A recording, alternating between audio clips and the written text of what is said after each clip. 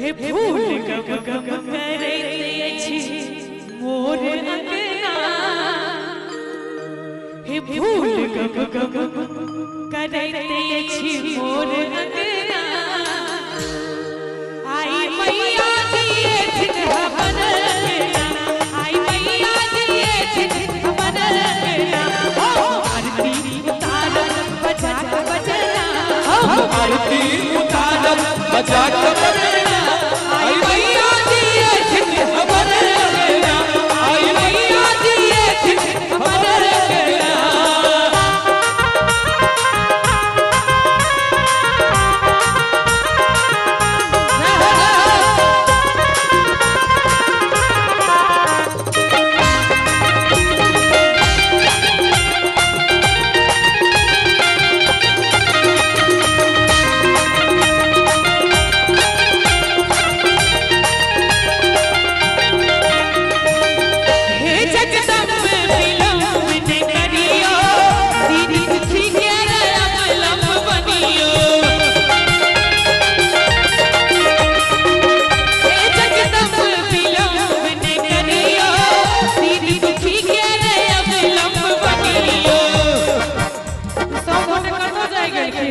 भोजन में अच्छा अखन स्पेशल ये उमेन स्पेशल भ रहल है हे जगदम्ब विलंब ने करियो दीन दुखी के अवलंब बनियो हे जगदम्ब विलंब ने करियो दीन दुखी के अवलंब बनियो अच्छी बात निहार हमर नैना अच्छी बात निहार हमर नैना आई मैया दिए छिन हमर आई मैया दिए छिन हमर अंगना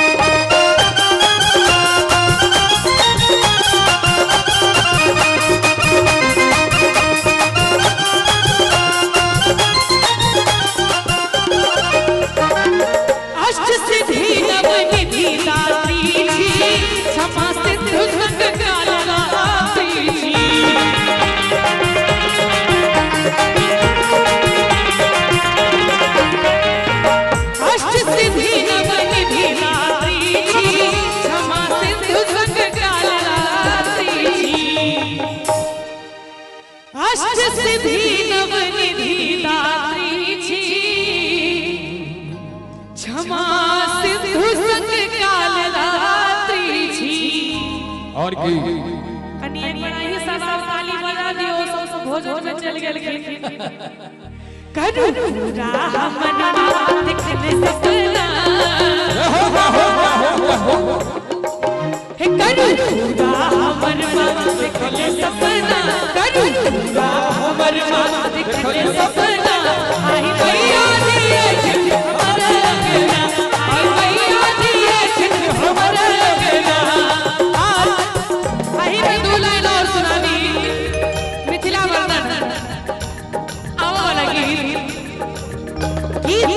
घर को सौनी के गान सुनवई घर को सौनी के गान सुनवई घर को सौनी के गान सुनवई चलू सखिया है मिथिला के धाम घूमवई चलू सखिया है मिथिला के धाम घूमवई बाबा विद्यापति के कलान देखवई बाबा विद्यापति के कलान देखवई चलू सखिया है मिथिला के धाम घूमवई चलू सखिया है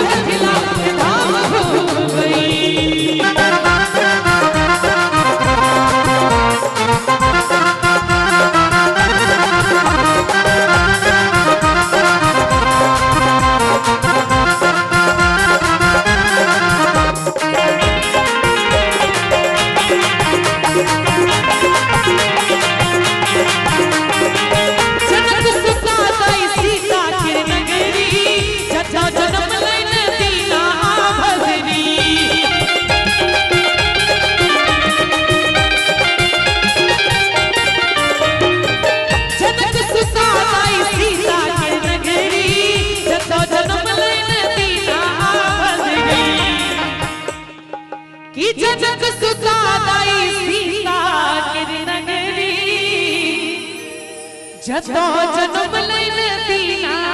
भदरी और राजा सलहेश का था महान सुनवई